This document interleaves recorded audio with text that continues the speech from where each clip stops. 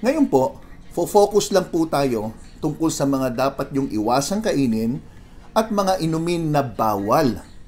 So, I'm sure marami sa inyo na baka ngayon lang maririnig itong mga sasabihin ko.